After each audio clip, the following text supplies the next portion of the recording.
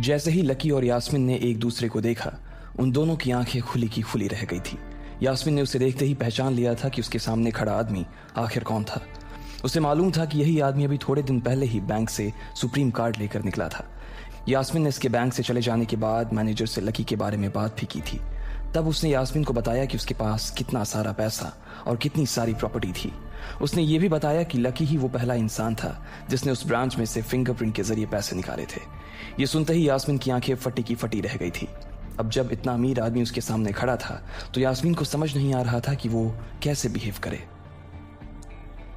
अरे तुम्हारी आंखें या बटन, तुम्हें दिख नहीं रहा कि मेरी बहन खड़ी है? इसके लिए चेयर कौन खींचेगा? भूमिका ने लकी को हरकाते हुए कहा। यास्मीन ने भूमिका को घूर कर देखा और फिर लकी की ओर प्यार से देखते हुए बोली, हेलो, कैसे हैं आप? भूमिका को लगा कि उसकी बहन लकी के साथ फ्रेंडली होने की कोशिश कर रही थी ताकि वो अपनी बात से मुकर न जाए। फिर भी भूमिका से रहा नहीं किया और वो फिर से बोली, चेयर खींचो।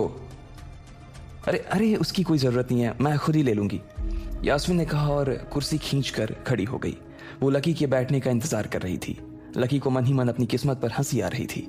अंदर ही अंदर हंसते हुए पहले वो बैठा और फिर उसके सामने यास्मीन और भूमिका भी बैठ गए। भूमिका को लग रहा था कि यास्मीन लकी के सामने कुछ ज्यादा ही बन रही थी। उसे समझ नहीं आ रहा था कि लकी को इतना भाव क्यों दे रही है। वो तो वैसे भी इस खेल में प्यादा है, तो उसे अभी से इतना सिर पर क्यों चढ़ाना? भूमिका ने मन ही मन सोचा। फिर उसे लगा कि हो सकता है यास्मीन उसे किसी भी तरह का शक करने का मौका नहीं देना चाहती होगी, इसलिए वो इसी तरह से बात कर रही है। बहन, मैं तुम्हारा इससे इंट्रोडक्शन करवा देती हूँ। इसका नाम लकी है, हमारे कॉलेज में सेकेंड ईयर का स्टूडेंट है। काफी काफी काफी ईमानदार लड़का है और मुझे लगता है कि तुम्हें इससे ज्यादा ईमानदार लड़का ना और कहीं नहीं मिल सकता है। भूमिका ने अपनी बहन के सामने मुस्कुराते हुए कहा। फिर उसने लकी की ओर देखा। उसके चेहरे से साफ पता चल रहा था कि उसे इन दोनों के इरादे की कोई भनक नहीं थी, इसलिए भूमिका की खुशी भी दोगुनी हो गई थी। वहीं यास्मीन ने उसे देखा और शर्मिंदा होते हुए उसके सामने हाँ में गर्दन हिला दी। इसके बाद भूमिका उसके खाने पीने के लिए कुछ ऑर्डर करने के लिए मेनू देखने लगी, लेकिन आज क्योंकि वहां पर भीड़ ज्यादा थी इसलिए वेटर भी आने में थोड़ी देर कर रहा था। अरे क्या हुआ लकी, तुम्हारे होश क्यों उड़ गए? और इधर उधर क्या देख रहे हो? जाकर वेटर को बुला लाओ ना। देख नहीं रहा कि मैं कितने देर से हाथ में मेनू पकड़े खड़ी हूं? भूमिका ने फिर से उसे दुत्कारते हुए कहा और फिर टेबल पर मेनू रखकर अपने पैर पर पैर डालकर बैठ गई। लकी उठकर जाने ही वाला था कि इतने में यास्मीन बोली, अरे अरे नहीं, तुम रुको, मैं जाकर देख कर आती हूँ। उसकी आवाज में एक अजीब सी झिझक थी जिसके पीछे की वजह भूमिका को समझ नहीं आ रही थी। भूमिका जिस तरह से लकी से बात कर रही थी उसे सुनते ही यास्मीन बुरी तरह से घबरा गई थी। या तो उसे अंदाजा नहीं था कि लकी कौन था या फिर उसकी बहन सच में बहुत हिम्मत वाली थी। जैसे ही यास्मीन जाने के लिए उठने वाली थी, भूमिका ने उसे घूर कर देखा और कहा, अरे तुम क्यों जाओगी? लड़का वो है तो उसे जाने दो ना। तुम्हें दिख नहीं रहा कि हम लड़कियां हैं? जाओ जाकर वेटर को बुला कर लाओ। भूमिका ने लकी की ओर देखते हुए कहा। लकी का मन तो कर रहा था कि वो सीधा उठकर बाहर कहीं चला जाए, लेकिन यास्मीन की ऐसी हालत देखकर उसे मजा आ रहा था। उसे एक पल और ही लगा था कि भूमिका फिर से बोली, भाई लिख कर दूं क्या? जाना, तुम में जरा सा भी शर्म नहीं है क्या? लकी को भूमिका के बारे में सब कुछ पता था। वो जानता था कि उसे बात करने की तमीज नहीं थी। सब लोग उसे इसलिए झेल लेते थे क्योंकि वो लीडर थी और लकी को भी उसके इस तरह से बात करने से कोई फर्क नहीं पड़ता था। इसलिए वो चुपचाप खड़ा हुआ और मैनेजर के काउंटर के पास जाने लगा। उसने भूमिका वाली टेबल की ओर इशारा करते हुए वहां पर एक वेटर को भेजने के लिए कहा और सीधा वॉशरूम चला गया। वो इन दोनों से दूर 2 पल सुकून की सांस लेना चाहता था। थोड़ी ही देर बाद जब वो वॉशरूम से बाहर आया तो उसने देखा कि यास्मीन वहीं बाहर ही खड़ी थी। उसके चेहरे पर एक मुस्कान थी, लेकिन लकी उसकी आंखों को देखकर ये कह सकता था कि वो सॉरी फील कर रही थी। इससे पहले कि लकी उससे कुछ कहता, उसने लकी से कहा, मुझे माफ कर दीजिए सर, मुझसे बहुत बड़ी गलती हो गई है और आप मेरी बहन भूमिका की बात का बुरा मत मानिएगा। वो एक नंबर की पागल है। किस तरह के लोगों से किस तरह बात करनी चाहिए उसे इस चीज की बिल्कुल भी समझ नहीं है। जैसे उसने आपसे बात की ना, वो सुनकर मुझे बहुत बुरा लगा और मैं उसके बिहाफ से आपसे माफी मांगती हूँ। यास्मीन के माथे पर चिंता की लकीरें बन गई थी। वो सच में बहुत परेशान दिख रही थी। नहीं, ऐसी कोई बात नहीं है। भूमिका मेरे साथ हमेशा ऐसे ही बात करती है, इसलिए मैं उसकी बातों का नाम बुरा नहीं मानता। लकी ने मुस्कुराते हुए कहा और फिर यास्मीन की आंखों में देखते हुए बोला, वैसे तुम्हें पता है कि मैं कौन हूं? लकी को अभी तक यही याद था कि जब आखिरी बार जब वो यास्मीन से मिला था तो लकी के बैंक के बाहर जाने के बाद भी यास्मीन ने उसकी बात पर विश्वास नहीं किया था। कि वो है कौन। इसलिए लकी को अभी भी इस बात पर शक हो रहा था कि वो भूमिका की बात पर इसलिए माफी मांगने आई थी क्योंकि उसे बुरा लगा था, या फिर वो इसलिए आई थी क्योंकि उसे उसकी असलियत का पता चल गया था। यास्मीन ने 1 सेकंड का वक्त लिया और फिर लकी के सामने बिना कुछ बोले सिर्फ हाँ में अपनी गर्दन हिला दी। भले ही वो लकी की असली पहचान के बारे में पूरी तरह से नहीं जानती थी, लेकिन फिर भी वो इतना तो जानती थी कि लकी वाकई बहुत अमीर था। मुझे एक बात का जवाब दो, जब तुम खुद इतनी अमीर हो, इतने अच्छे बैंक में जॉब कर रही हो, तो फिर एक गरीब को अपना बॉयफ्रेंड क्यों बनाना चाहती हो? लकी ने पूछा। जब से उसने यास्मीन को देखा तभी से उसके मन में ये सवाल घूमे जा रहा था। सर वो असल में यास्मीन को समझ नहीं आ रहा था कि वो लकी के सवाल का जवाब कैसे थे। अगर वो लकी को सच बता देती तो उसे लग रहा था कि लकी उसकी लाइफ की कहानी को यही खत्म करवा देता। लकी अभिजीत से कई गुना ज्यादा अमीर था। अचानक यास्मीन को लगा कि ये उसके लिए और भी अच्छा मौका था। उसे लग रहा था कि अगर वो अभिजीत की जगह लकी को फंसाने में कामयाब हो जाती है तो उसकी लाइफ सेट हो जाएगी और उसे फिर से कभी पीछे मुड़कर देखने की जरूरत नहीं पड़ेगी।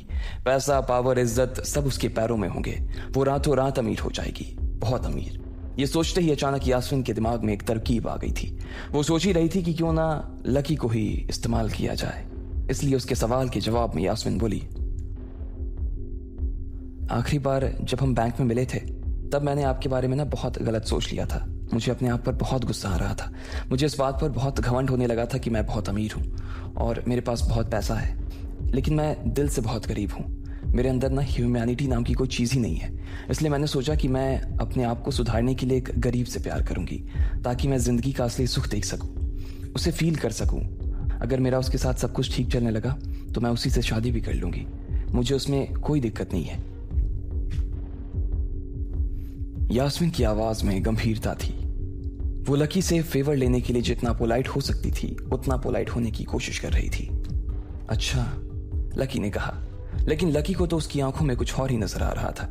जैसे ही लकी ने उसकी आंखों में इस तरह देखा तो यास्मीन ने अपनी नजर नीचे झुका ली। इससे पहले कि लकी के मन में उसके लिए शक और ज्यादा गहरा था, उसने लकी से कहा, मैं सच बोल रही हूँ सर। मैं कसम खाकर कह रही हूँ कि मैं आपके सामने झूठ नहीं बोल सकती हूँ। अगर मैं झूठ बोल रही हूँ ना तो मुझे ऐसी मौत आई जैसे आज तक किसी को ना आई हो। यास्मीन ने लकी को यकीन दिलाने के लिए और उसका दिल जीतने के लिए कसम तक खा ली थी, लेकिन लकी के मन में अभी भी शक बना हुआ था। ओह, लेकिन इसमें मैं तुम्हारी कोई मदद नहीं कर सकता हूँ। तुम्हें तो पहले से मेरी पहचान के बारे में मालूम है और इसलिए मुझे नहीं लगता कि मैं तुम्हारे लिए ठीक रहूंगा। लकी ने उसकी आंखों को और गहराई से देखते हुए कहा। लकी के मन में ये बात निकलने का नाम ही नहीं ले रही थी कि यास्मीन के इरादे कुछ और ही थे। इसलिए वो सोच रहा था कि उससे पहले से ही जितना दूर रहा जाए वो उतना अच्छा था। लेकिन इधर यास्मीन भी इतनी आसानी से इतने अच्छे मौके को अपने हाथ से नहीं जाने देने वाली थी। भले ही लकी ने उसके ऑफर को ठुकरा दिया था और वो उसकी बात नहीं सुन रहा था, लेकिन यास्मीन ने तो अपना मन बना ही लिया था कि वो लकी को छोड़ने वाली नहीं है।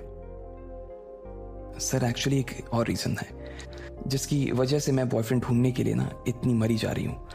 असल में मेरी फैमिली वालों ने मेरे लिए एक अच्छा लड़का देखा है। उसका नाम अभिजीत है।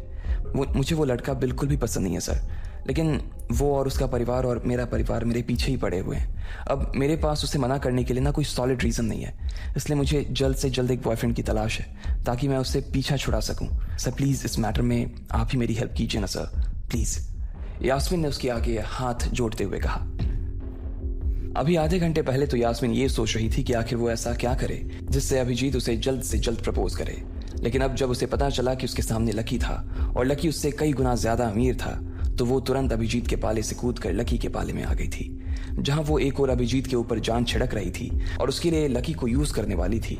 लेकिन जब उसने देखा कि लकी उसकी बात में हाँ करने से थोड़ा झिझक रहा था तो यास्मीन अपनी आंखों में थोड़े से आंसू ले आई और उसका गला भर आया और उसने भरी हुई आवाज में कहा, सर मेरी सिचुएशन को समझने की कोशिश कीजिए सर। मेरे पास और कोई रास्ता नहीं है सर।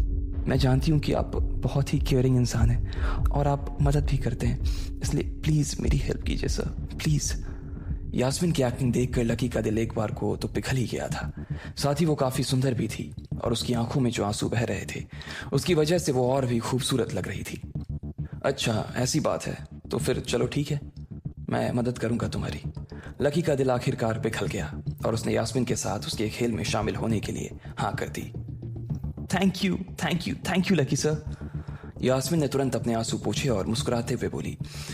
इससे पहले कि वो लकी का हाथ पकड़ती उसने कहा, लेकिन मेरी एक शर्त है, मेरी असल पहचान के बारे में किसी को पता नहीं चलना चाहिए, भूमिका को भी नहीं, वरना मैं।